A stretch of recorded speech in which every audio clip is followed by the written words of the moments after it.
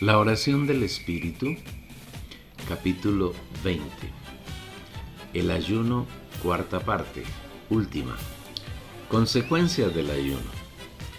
Los versículos 8 al 14 de Isaías 58 describen un buen número de consecuencias que se ganan con un ayuno genuino, ayuno que es conforme al deseo del corazón de Dios y que deseamos tratar en la medida y la profundidad que el Señor nos conceda en su misericordia. Primero, una vida llena de luz. El versículo 8 de Isaías 58 dice: Entonces nacerá tu luz como el alba, y tu salvación se dejará ver pronto, e irá tu justicia delante de ti, y la gloria de Jehová será tu retaguardia.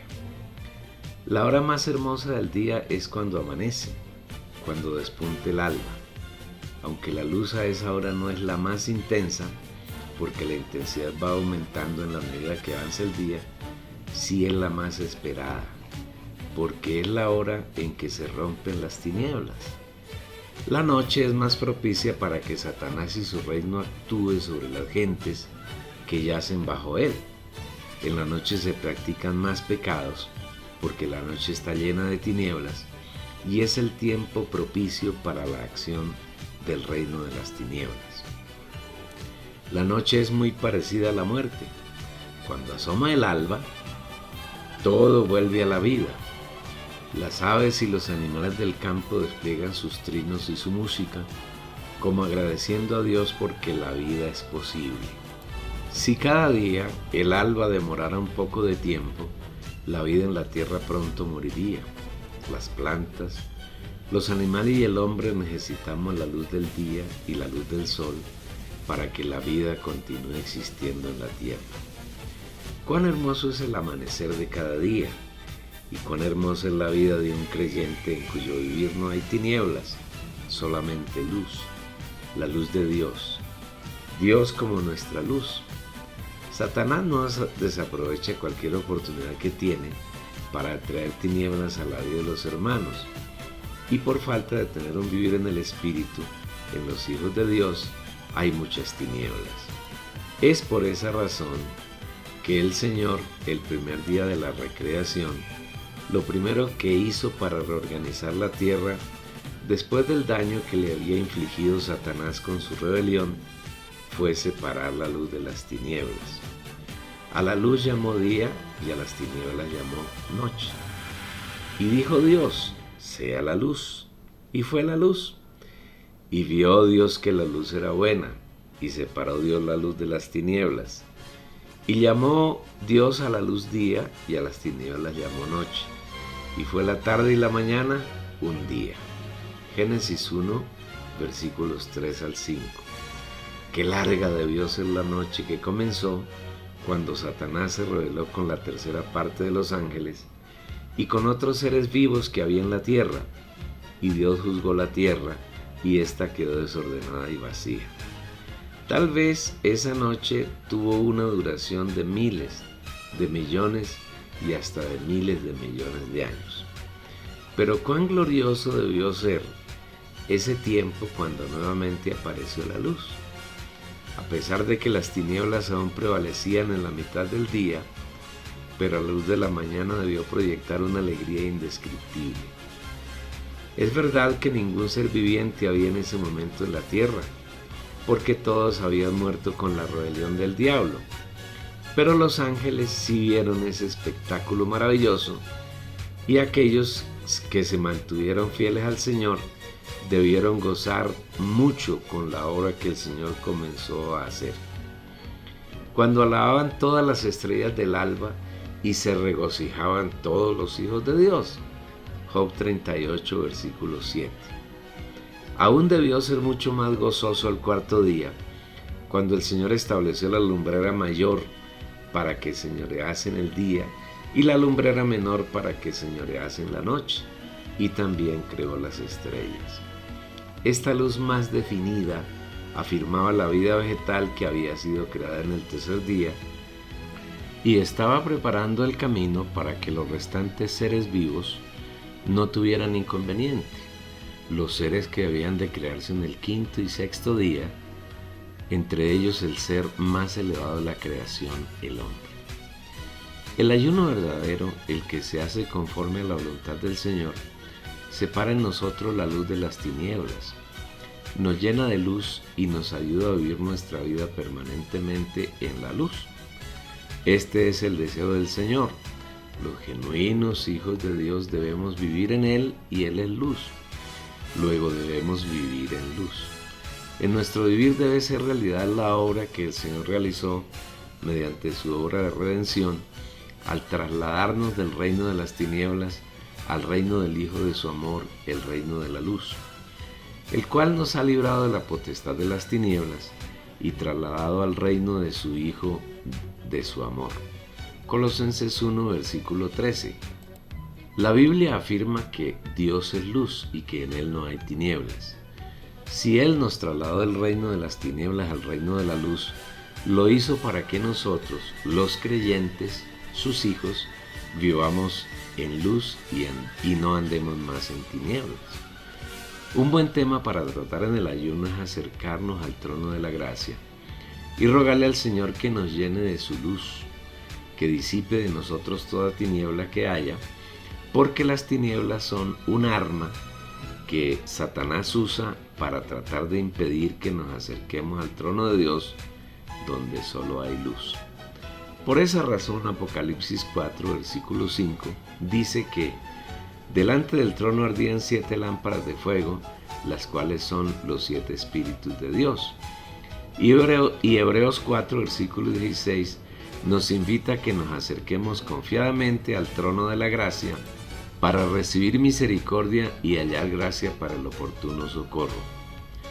Si ganamos el hábito de acercarnos con confianza al trono donde está el Señor, el Espíritu que es la luz disipa todas las tinieblas que puede haber en nosotros, y como las 7 lámparas purifica y elimina todas las impurezas con que diariamente podemos contaminarnos.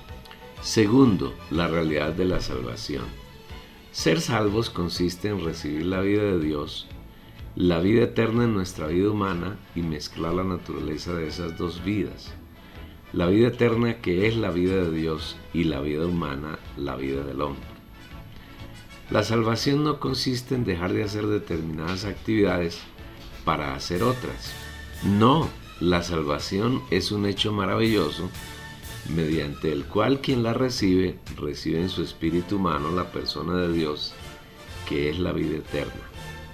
Desde el espíritu humano y en la medida en que se dispone el ahora creyente, Dios va llenando su alma humana con sus riquezas hasta saturarla, hasta llenarla completamente. El primer paso, el de ser lleno en el espíritu, ocurre instantáneamente, y a ese la Biblia le llama regeneración, lo mismo que nacer de nuevo. La salvación del alma dura toda la vida del creyente, o los 1000 años del reino milenario. Pero Dios no solo está interesado en el espíritu y el alma del creyente, sino que Él desea salvar igualmente el cuerpo, y esta salvación será también instantánea cuando el Señor regrese.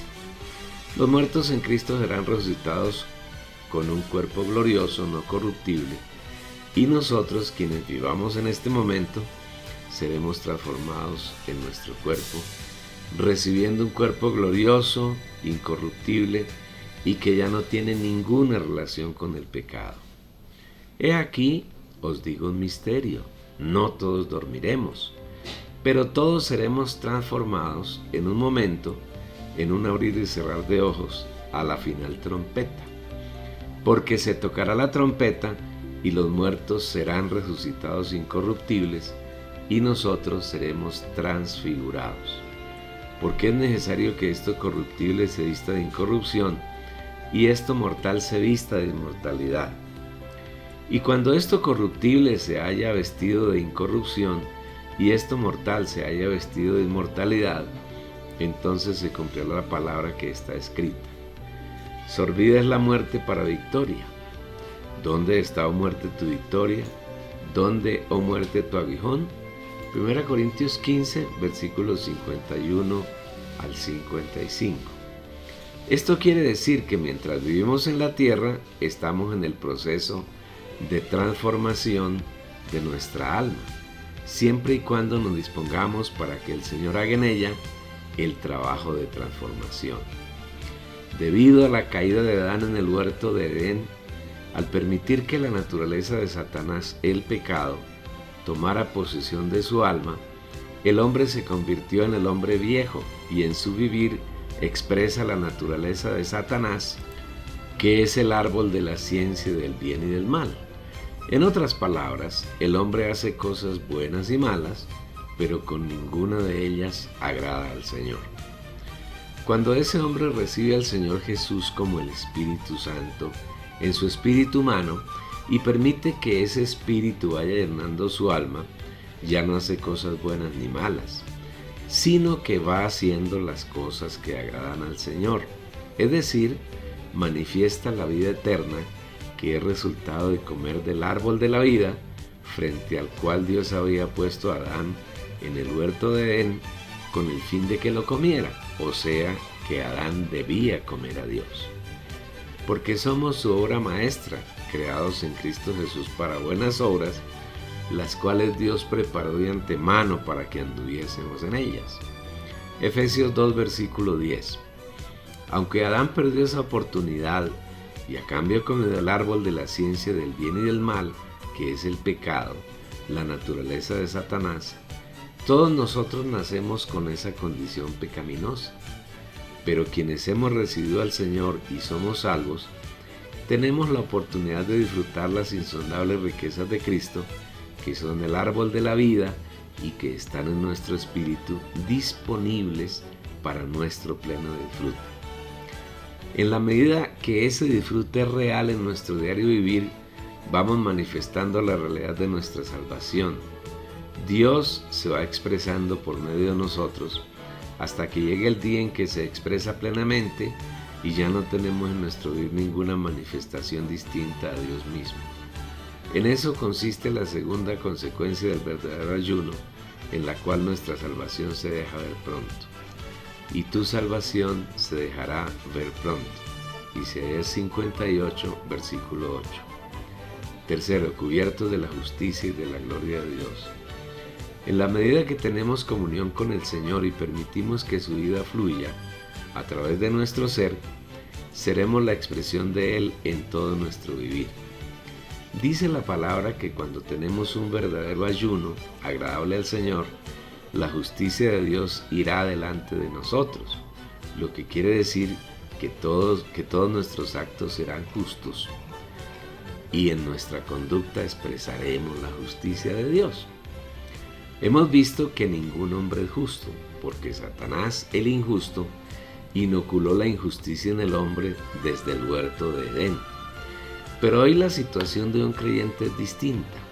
Un hijo de Dios que permanentemente se llena del Señor, que vive en comunión con Él, expresará en toda su vida la justicia de Dios.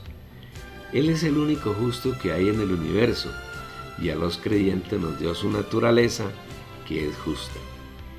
Cristo Jesús, el cual nos ha sido hecho de parte de Dios, sabiduría y justicia y santificación y redención.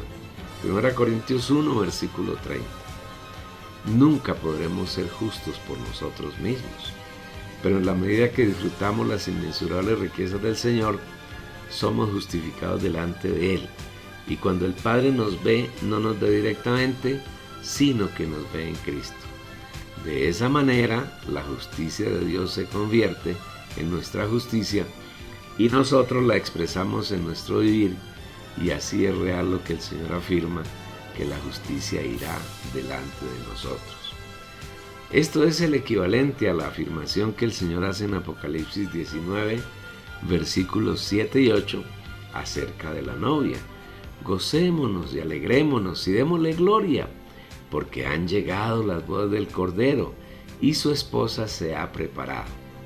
Y a ella se le ha concedido que se vista de lino fino, resplandeciente y limpio, porque el lino fino son las acciones justas de los santos. Sabemos que las bodas del Cordero es el reino milenario, en el cual se dará la expresión plena y máxima del reino de los cielos, y que esas bodas las hará el Señor con los creyentes que sean vencedores. A lo largo de la historia de la humanidad, la novia que se casará con él se ha venido preparando. ¿Cómo? Bordando el vestido de justicia, que es de lino fino, puro y resplandeciente, mediante la ejecución de actos de justicia. ¿Y cómo se realizan estos actos de justicia? No cabe duda de que no se realizan haciendo grandes esfuerzos para ser justos, correctos y rectos delante de Dios. Esos esfuerzos conducen al total fracaso y son ofensivos a Dios. Los actos de justicia con los que se visten los vencedores, que han de ser la novia, no son otros que los descritos en Efesios 2, versículo 10. Porque somos su obra maestra, creados en Cristo Jesús para buenas obras, las cuales Dios preparó de antemano para que anduviésemos en ellas. Las obras que agradan a Dios, las únicas que lo complacen, son aquellas que Él preparó desde la eternidad para que nosotros andemos en ellas. En otras palabras, las obras de justicia que se constituyen en el vestido de lino fino, limpio y resplandeciente, son las obras que el Señor mismo hace en nosotros y a través de nosotros. No debemos olvidar que todas las obras que surgen de nuestra iniciativa estorban el desarrollo del plan de Dios. Debemos recordar siempre que Él es nuestra cabeza y en todo debemos ser dirigidos y gobernados por Él. Nuestros pensamientos, nuestras palabras y nuestros hechos debemos hacerlos mezclados con el Señor en total dependencia de Él. Esas son las obras de justicia. Por eso el vestido de la novia es de lino. El lino es una fibra vegetal muy especial en la que sus hilos tienen entre 1 y 3 décimas de milímetro de diámetro, y al tejerlo para obtener las telas, su tejido es casi imperceptible. Por eso la Biblia le llama lino fino. En el Antiguo Testamento los sacerdotes debían usar ropa interior de lino, y la túnica y en general todas las vestiduras con que se vestían para servir en el tabernáculo eran de ese material. Si se lee un poco acerca del lino, se encontrará que entre las variedades que existen de la fibra hay lino caliente y lino frío. Lógicamente el primero se usa en clima frío y el segundo en clima de mayor temperatura, con el fin de que la cantidad de calor del cuerpo se mantenga en un nivel adecuado para que la persona no sienta frío y tampoco sude. Y ese era el objetivo de esa ropa de lino para servir al Señor. El sacerdote no debía sudar mientras servía al Señor. ¿Por qué? Porque como hemos visto, el sudor es señal de maldición. Cuando Adán y Eva comieron del árbol de la ciencia del bien y del mal, Dios maldijo la tierra y le dijo al hombre que obtendría de ella el alimento con el sudor de su frente. Esta es una clara evidencia de que todos los esfuerzos que hace el hombre para servir a Dios, todo el, comillas, sudor de su frente, para hacer obras para Dios, para agradarlo, no son más que la expresión de una maldición. Dios no necesita nada de nadie y Él no quiere que ninguno haga obras para Él. El Señor quiere hacer sus obras en sus hijos, las obras que Él preparó de antemano para que andemos en ellas. Por esa razón, Él nos ha designado como sus colaboradores, aquellos que laboramos junto con Él, y como sus colaboradores ha designado a todos sus hijos, no solamente a unos pocos, como propala y practique el cristianismo. El lino fino del vestido de la novia es igualmente limpio, y esa palabra significa esencialmente pureza, manifestando que no está mezclado con nada. En nuestra vida humana debe llegar el momento en que no hay nada distinto a la persona y la naturaleza del Señor Jesús.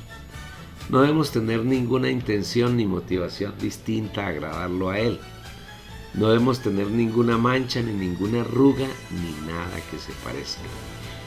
El Señor elimina las manchas y las arrugas lavándonos diariamente por medio de la palabra que es el Espíritu y es el Señor mismo.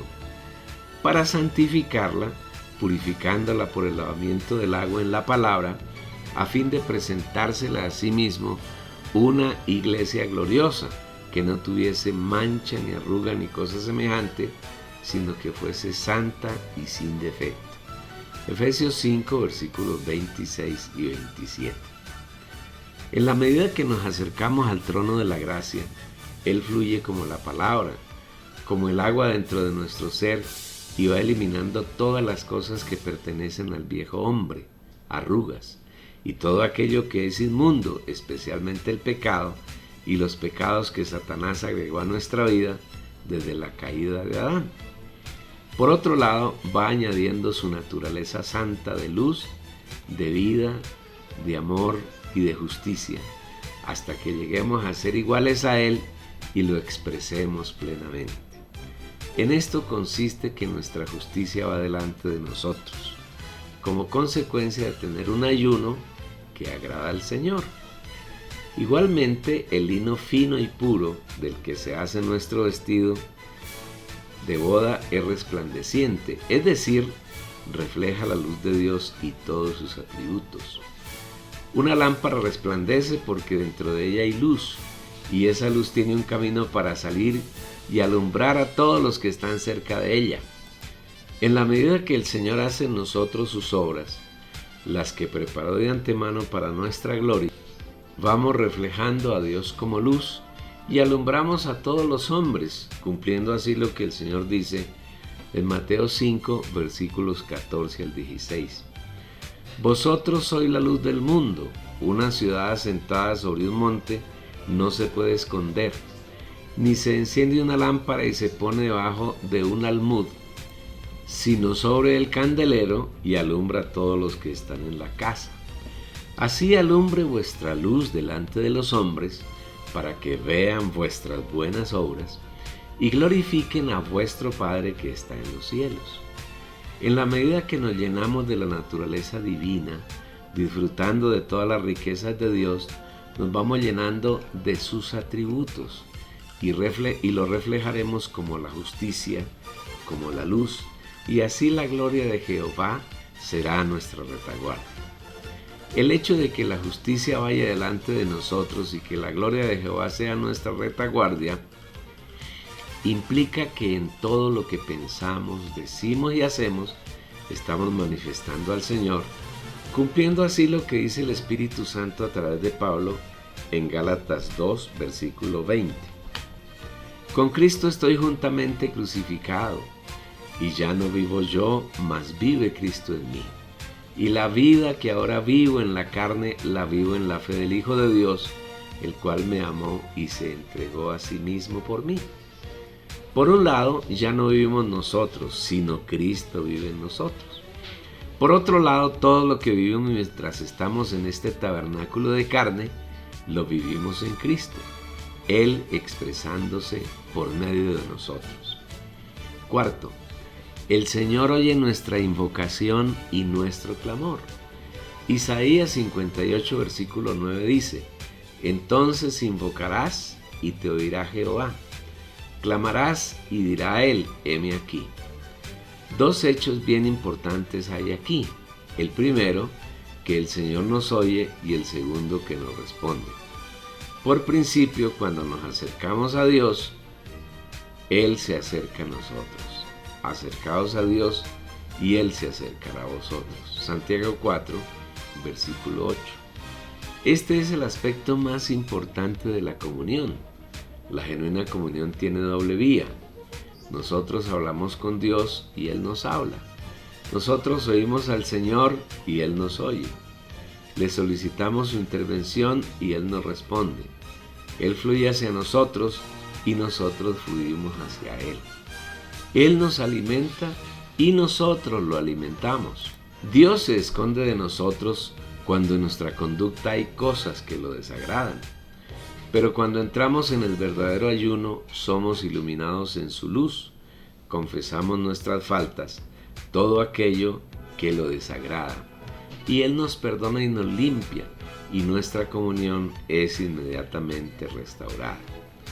Lo que hemos visto y oído os lo anunciamos también a vosotros, para que también vosotros tengáis comunión con nosotros, y nuestra comunión verdaderamente es con el Padre y con su Hijo Jesucristo. Y este es el mensaje que hemos oído de Él y os anunciamos. Dios es luz y en Él no hay ningunas tinieblas. Si decimos que tenemos comunión con Él y andamos en tinieblas, mentimos y no practicamos la verdad. Pero si andamos en luz como Él está en luz, tenemos comunión unos con otros, y la sangre de Jesucristo nos limpia de todo pecado.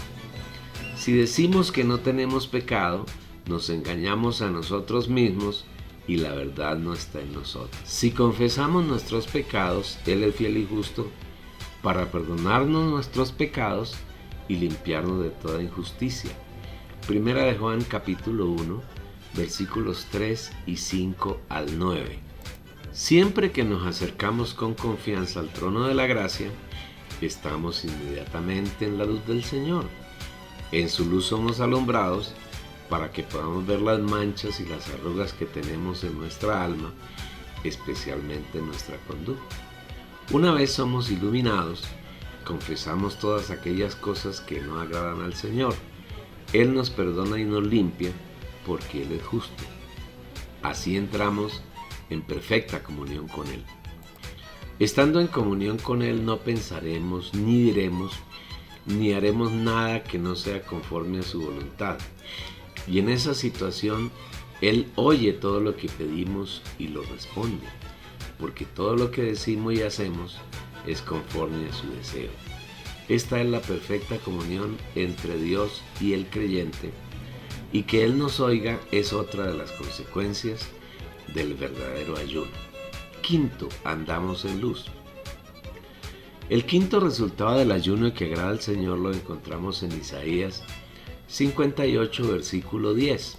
En las tinieblas nacerá tu luz y tu oscuridad será como el mediodía.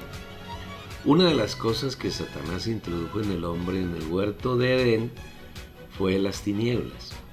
Antes de la caída, Adán tenía plena comunión con Dios y junto con Eva andaban en luz. Pero cuando comieron del árbol de la ciencia del bien y del mal, inmediatamente las tinieblas entraron en ellos y fueron usurpados por el reino de las tinieblas. En el curso de los siglos las tinieblas se fueron haciendo más densas, al punto que hoy estamos viviendo una época de mucha oscuridad, porque la mañana ya se acerca y antes de que despunte el alba, la noche es más oscura, las tinieblas son más densas. Sin embargo, los hijos de Dios no andamos en tinieblas, porque andamos en luz, en la luz de Dios, y tenemos comunión con Él. Y este es el mensaje que hemos oído de Él y os anunciamos. Dios es luz y en Él no hay ningunas tinieblas.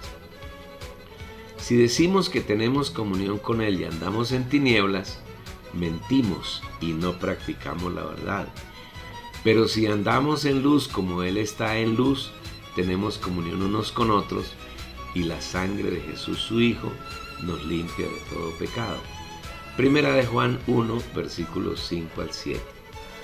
En la medida que nos acercamos al trono de la gracia y tenemos el verdadero ayuno, en la medida que exponemos nuestro vivir, nuestra alma, ante la luz del Señor, somos iluminados y expuestos para confesar y ser limpios mediante la sangre del Señor Jesús.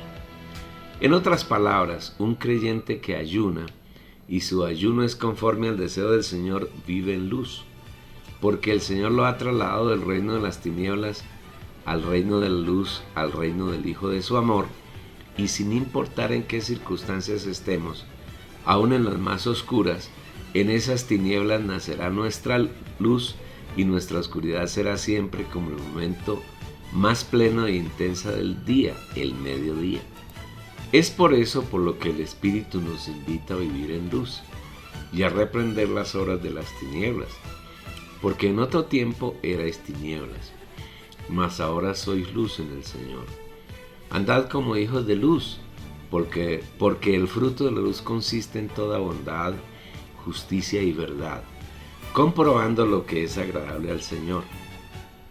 Y no participéis en las obras infructuosas de las tinieblas, sino más bien reprenderlas, porque vergonzoso es aún hablar de lo que ellos hacen en secreto.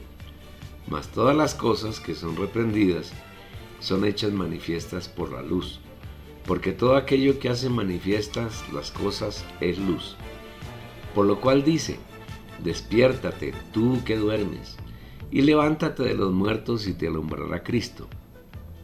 Mirad pues atentamente cómo andéis, no como necios, sino como sabios, redimiendo el tiempo, porque los días son malos.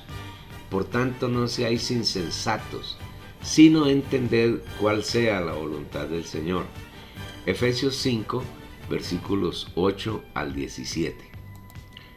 El Señor ha dicho que nosotros somos la luz del mundo y que no debemos esconder esa luz debajo de un cajón, sino que debemos ponerla en el candelero y en lo más alto, para que alumbre a todos los que están en casa. Cuando andamos en comunión con Dios, tenemos su luz para alumbrarnos y ver el camino por donde debemos andar. Pero no solo para alumbrarnos a nosotros mismos, sino que debemos ser luz para los que están en casa, es decir, para otros creyentes y aún para todos los hombres. Vosotros sois la luz del mundo. Una ciudad asentada sobre un monte no se puede esconder. Ni se enciende una lámpara y se pone debajo de un almud, sino sobre el candelero y alumbra a todos los que están en casa. Así alumbre vuestra luz delante de los hombres, para que vean vuestras buenas obras y glorifiquen a vuestro Padre que está en los cielos. Mateo 5, 14 al 16. El Señor antepone en el versículo 10 de Isaías 58 dos frases condicionantes para que andemos en luz, frases que hemos de considerar. Y si dieres tu pan al hambriento y saciares al alma afligida. Hemos visto que el pan que debemos compartir con el hambriento es la persona y la obra del Señor Jesucristo. Siempre que compartamos con alguien, así sea con un incrédulo o con otro creyente, de nosotros deben fluir las riquezas de Cristo que sacian nuestra hambre y el hambre de los demás. Ahora, para poder compartir esas riquezas con otras personas, es necesario que nosotros las disfrutemos plenamente. El agricultor, para tener frutos, debe trabajar primero labrando la tierra, sembrando y cuidando el crecimiento de la planta, y luego sí tendrá esperanza de cosechar. Pero si no labora, si no siembra ni riega, nunca tendrá nada para cosechar. Espiritualmente hablando es igual. Si no labramos en Cristo, si no sembramos en nosotros y en otros las inescrutables riquezas del Señor, si no las regamos y procuramos que su palabra crezca en nosotros, no tendremos frutos para brindarle al Señor para su disfrute y tampoco tendremos nada que compartir con otros. Lamentablemente esta es la condición del cristianismo contemporáneo. Los miembros de las denominaciones evangélicas casi no comparten nada del Señor. Sus encuentros se limitan a hablar de muchos temas y lo poco que tocan del Señor lo hacen de manera superficial, sin revelación ni luz, porque ellos no están habituados a que el Señor se siembre como semilla de vida, y lo poco que el Señor ha sembrado en ellos no lo ciegan, no lo cuidan y no lo profundizan para encontrar más y más riquezas que pueden disfrutar en sí mismos y con sus hermanos.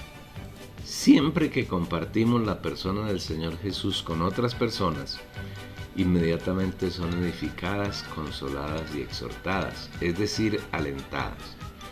El Espíritu, usando a Pablo, dice que esta es la verdadera profecía, que cuando un hermano habla a otros profetizando, los edifica, los exhorta y los consuela. Pero el que profetiza habla a los hombres para edificación, aliento, exhortación y consolación. 1 Corintios 14, versículo 13. Recordemos que profetizar no consiste en predecir cosas futuras solamente, sino que profetizar mayormente consiste en exteriorizar al Cristo que está en mi espíritu y en mi alma, porque lo he ganado disfrutándolo, de tal manera que otros sean edificados alentados y consolados. Con esto estamos saciando al alma afligida como consecuencia de vivir en ayuno y en comunión con el Señor. Sexto, el Señor es nuestro pastor. Aquí hay un punto muy notable en cuanto a las consecuencias del verdadero ayuno que el Señor desea aclararnos para que salgamos del gran engaño en que Satanás ha metido a los cristianos de hoy. Jehová te pastoreará siempre y en las sequías saciará tu alma y dará vigor a tus huesos. Isaías 58, versículo 11. El 100% de los cristianos, entre los cuales hay creyentes genuinos y la mayoría falsos creyentes, están plenamente convencidos de que la iglesia no puede existir sin que en ella haya un líder, al que generalmente llaman pastor. Para ellos la iglesia es una casa, un edificio, un local que tiene ciertas peculiaridades, como una plataforma donde se ubica un atril de uso exclusivo del pastor o del predicador de turno, y a esa plataforma le llaman el altar. Si del catolicismo romano y ortodoxo se trata, el altar es un lugar que debe ser visto por todos los feligreses, y en él hay uno o más ídolos, y es allí donde el cura presenta continuamente su sacrificio incruento, que no es ofrecido a Dios sino a los ídolos que adoran en esa parroquia, y en consecuencia es un sacrificio ofrecido a Satanás, a los ángeles caídos y a los demonios. Todo esto es el reino de las tinieblas. En ese lugar además hay unas bancas o sillas donde se sientan los feligreses durante 1 o 2 horas para escuchar un poco de mentiras aparentemente basadas en la Biblia y para repetir unas prácticas que ni se ajustan a la palabra ni han salido de la revelación y la luz que están en nuestro Señor. Ni la iglesia es eso, ni esa clase de reuniones se ajustan a la palabra ni al deseo del Señor. La iglesia no es un edificio ni nada que se le parezca. La iglesia es la mezcla de Dios con el hombre, varón y hembra, que Él escogió desde antes de la fundación del mundo y con los cuales se han mezclado sus espíritus y está llenando sus almas. La iglesia es el organismo de Dios, el cuerpo de Cristo, su extensión y agrandamiento, y es un organismo vivo que recibe, expresa y manifiesta al Señor en su plenitud, y la cabeza de ese cuerpo es el Señor Jesús, es Dios como Padre, Hijo y Espíritu Santo. Él es el líder, el pastor, quien la guía, la gobierna, la nutre, la santifica y la edifica. No hay ningún hombre por poderoso y espiritual que sea que pueda ser la cabeza, el pastor de la iglesia. El pastor, el único pastor en la iglesia es el Señor Jesús. Yo soy el buen pastor. El buen pastor pone su vida por las ovejas. Juan 10, versículo 11. Todos aquellos que se titulan o que son constituidos por otros como pastores son falsos pastores. Son asalariados a quienes no les importan las ovejas, sino que les importa su posición, su fama y su enriquecimiento material. Podrás argumentar que la Biblia dice que el Señor ha constituido a unos como apóstoles, a otros como profetas, a otros como evangelistas y a otros como pastores maestros. Y estamos totalmente de acuerdo contigo porque es verdad, y es verdad porque así dice la Biblia. Pero deberás estar de acuerdo en que esos no son títulos ni posiciones que Dios ha otorgado al cuerpo, sino que son funciones, dones que Dios ha dado a la iglesia para que todos los santos seamos perfeccionados. Estos dones, como dice la palabra, han sido constituidos por el Señor, no por la congregación, ni por un consistorio de hermanos notables, ni por un seminario, sino por el Señor. El Señor no ha constituido un solo apóstol, sino a muchos. Él no ha constituido un solo profeta, sino unos cuantos. No existe un solo evangelista, sino muchos evangelistas. Y no hay un solo pastor maestro, sino muchos. Y esos muchos no deben tener la misión de enseñar, de enseñorearse de los hermanos, como ocurre en el cristianismo hoy, sino que simplemente desempeñan su función como miembros del cuerpo de Cristo, supliendo a Cristo como vida a otros santos para que sean edificados. El verdadero pastor, el único pastor, la cabeza y el gobernante de la iglesia es el Señor Jesús. A Él debemos someternos, a Él debemos oír, a Él debemos seguir, a Él debemos obedecer. Ya es tiempo de zafarnos del yugo de los asalariados, de los falsos pastores que se han autonombrado como tales, que no han sido constituidos por el Señor. Uno que ha sido constituido no se enseñorea de los hermanos, Jesús es el Señor.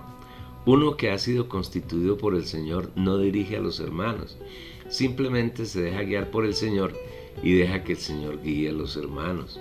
Uno que ha sido constituido por el Señor no enseña a los hermanos, deja que el Señor, que es el Maestro, enseñe a los hermanos.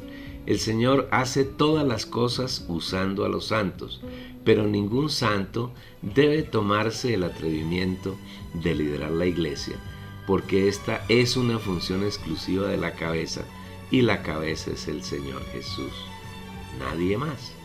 Y sometió todas las cosas bajo sus pies, y lo dio por cabeza sobre todas las cosas a la iglesia. Efesios 1, versículo 22. Más revelación sobre las funciones de los miembros del cuerpo de Cristo puedes encontrarla en el libro ¿Cuál iglesia?, del mismo editor. Cuando practicamos el verdadero ayuno, el Señor se convertirá en nuestro único y genuino pastor. Jehová te pastoreará siempre. El hecho de que el Señor nos pastoree tiene otras delicias que el versículo menciona para nuestro disfrute.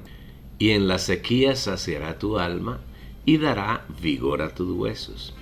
Seguir al Señor de manera genuina produce en nuestra alma hambre y sed de justicia. Un genuino creyente que sigue al Cordero por donde quiera que va debe ser una persona que se mantiene cada día hambriento y sediento. Uno de los apartes de la enseñanza de Jesús en cuanto a la oración dice: el pan nuestro de cada día, dánoslo hoy. Esto quiere decir que el pan que el Señor nos suple cada día, que es Él mismo como comida y bebida, alcanza solamente para ese día. Al día siguiente volvemos a tener hambre y sed, y esa hambre y esa sed el Señor la suple. Y si siempre estamos en el trono de la gracia, disfrutando de la abundancia de todas sus riquezas, en verdad no tendremos jamás hambre ni sed, porque en las sequías Él sacia nuestra alma. Yo soy el pan de vida, el que a mí viene nunca tendrá hambre, y el que en mí cree no tendrá sed jamás. Juan 6, versículo 35. Por causa del pecado, nuestro cuerpo se enferma y se agota, y llega el día en que muere. No obstante, el Señor vigoriza nuestros huesos, para que con un cuerpo adecuado podamos servirlo mientras vivimos en la tierra. Aún tenemos la esperanza de ser las primicias, y se requiere que para el comienzo de la gran tribulación estemos vivos y el Señor pueda transformar nuestro cuerpo y arrebatarnos a su trono sin haber tenido que pasar por la muerte. Este es el galardón más grande que Dios tiene preparado para quienes lo amamos y para quienes hemos de ser sus primicias, los primeros frutos que Él cosecha de su labor de 6,000 años en la tierra y en el hombre. Séptimo, nos convertimos en fuente de agua viva. Isaías 58, versículo 11 dice: y serás como huerto de riego y como manantial de aguas, cuyas aguas nunca faltan. El Señor, como fuente de agua viva, vive en nuestro espíritu y desde Él está llenando nuestra alma. Cuando el alma del creyente ha sido saturada de agua viva, esa agua fluye para alcanzar a otros, para suplir su sed, para llenarnos de vida. Un huerto de riego es un huerto que siempre tiene verdor, frescura y lozanía. Si permanecemos en comunión con el Señor, siempre estaremos fructificando para su satisfacción. Seremos la labranza de Dios en la que nunca falta fruto, en la que el Señor encontrará continuamente qué comer y qué disfrutar. Seremos el pámpano que el Señor poda para que llevemos más fruto. Igualmente seremos un constante manantial de aguas, donde otros podrán acercarse a beber las aguas saludables que el Señor provee. Cuando el Señor Jesús estaba en carne en la tierra, en una ocasión fue a la celebración de la más grande fiesta de los judíos, la fiesta de los tabernáculos. Y en esa fiesta el día más grandioso era el último. Debido a que los judíos no habían logrado saciar su sed en su fiesta excelsa, el Señor alzó la voz y les dijo: si alguno tiene sed, venga a mí y beba. El que cree en mí, como dice la Escritura, de su interior correrán ríos de agua viva. Esto dijo del Espíritu que habían de recibir los que creyesen en él, pues aún no había el Espíritu porque Jesús no había sido aún glorificado. Juan 7, versículos 37 al 39. El Espíritu no solamente ya ha venido porque Jesús ya resucitó y fue glorificado, sino que ahora está en nuestro espíritu, y en la medida que le permitimos, Él es la fuente que corre desde nuestro interior para saciar la sed de los sedientos. Los creyentes genuinos que hay en el cristianismo están sedientos, porque la religión no les ha enseñado a hacer brotar la fuente de agua viva que hay en su espíritu. Pero en nosotros, quienes estamos siguiendo al Cordero por donde quiera que va, esa fuente brota sin cesar para suplir la sed de los hermanos. No permitamos en ninguna circunstancia que el fluir de esa agua viva cese. No dejemos que se detenga, sino tengamos más y más comunión con el Señor, más y más disfrute de sus riquezas, para que esa agua viva borbote con mayor intensidad. En aquellos que tenemos al Señor Jesús como el único pastor, se cumplen las palabras que el Señor le dijo a la mujer samaritana: mas el que beba del agua que yo le daré no tendrá sed jamás, sino que el agua que yo le daré será en él una fuente de agua que salte para vida eterna. Juan 4, versículo 14. La fuente y el manantial están dentro de nosotros, solamente que muchos no la dejan fluir. Cada vez que tenemos un verdadero ayuno, una comunión con el Señor en su trono de gracia, el agua de vida eterna salta en abundancia.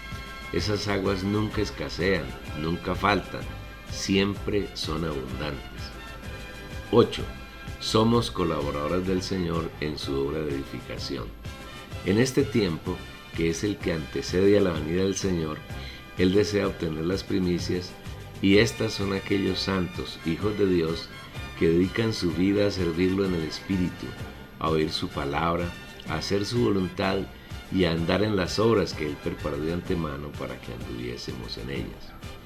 Por eso, para concluir el tema del ayuno, el Señor anunció por medio del profeta Isaías: y los tuyos edificarán las ruinas antiguas, tú volverás a levantar los cimientos de muchos siglos, y serás llamado reparador de portillos, restaurador de senderos, donde se pueda habitar.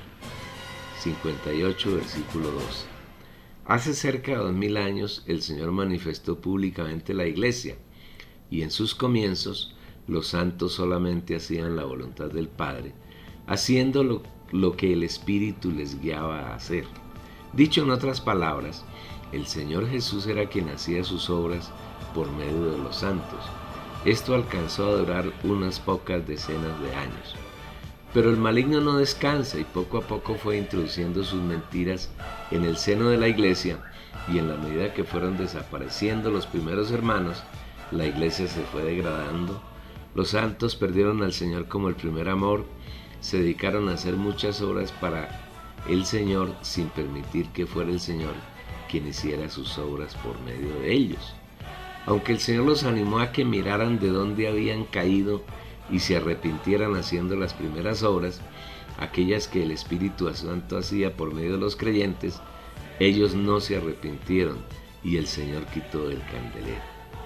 La iglesia comenzó a caminar en la oscuridad, y eso trajo un sinnúmero de problemas que llevaron a la iglesia a degradarse completamente, tal como la encontremos hoy.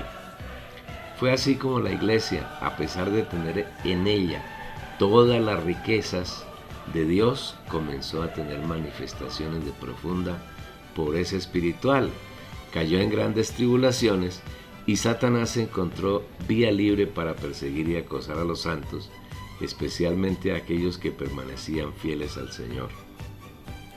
No contento con eso, el diablo puso su trono en la iglesia, mató a los antipas, aquellos hermanos que se oponían a todas las porquerías que el diablo estaba introduciendo y que por medio de enseñanzas que se oponen a la persona y al trabajo del Señor, subyugó a los hermanos enseñándoles a someterse a hombres por medio de la doctrina del nicolaísmo y a comer cosas sacrificadas a los ídolos por medio de la doctrina de Balaam.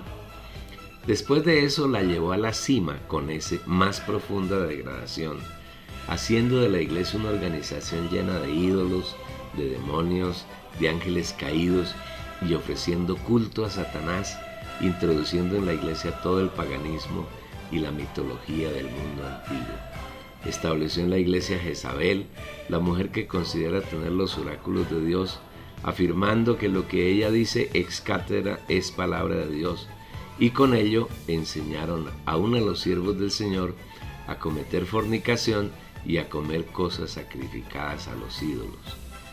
Todo lo que el catolicismo hace en su culto es una abierta adoración a un sinnúmero de ídolos llamados santos y vírgenes, detrás de los cuales están los ángeles caídos y los demonios, junto con Satanás, que conforman el reino de las tinieblas. Pero aún del seno de esa iglesia degradada y corrupta, Dios ha levantado a algunos de sus hijos para hacer una restauración de su plan y su obra. Sin embargo, el enemigo ha mantenido su porfía intrigante a esos vestigios de restauración y ha introducido en medio de los hermanos a los falsos creyentes que están entre los genuines, y ha establecido un estado de muerte característico de la iglesia que tiene muchos nombres que aparentan tener vida, pero que en realidad son manifestaciones de muerte.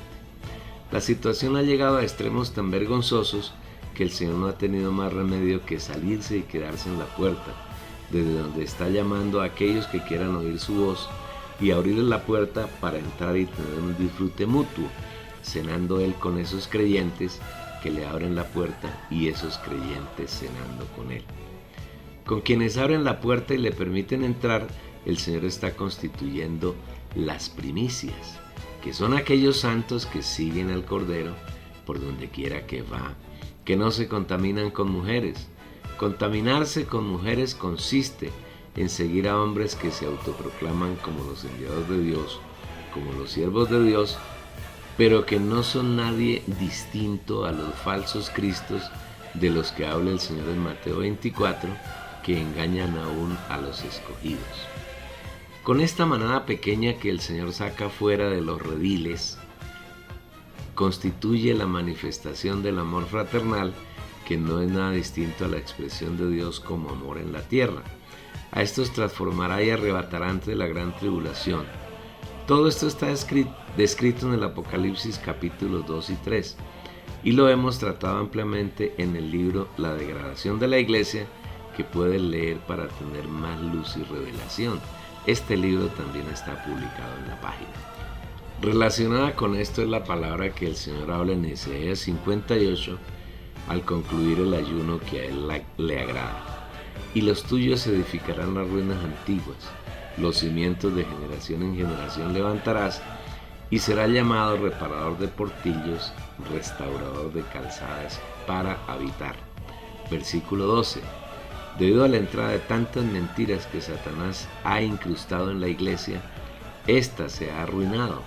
Pero el Señor ha llamado a algunos de sus hijos, entre ellos a ti, amable lector, para restaurar y regresar la iglesia a la gloria que tuvo en sus comienzos, en el día de Pentecostés y los años subsiguientes, donde los santos hacían solamente la voluntad del Espíritu, y en todo lugar que se sembraba la palabra, ésta fructificaba abundantemente.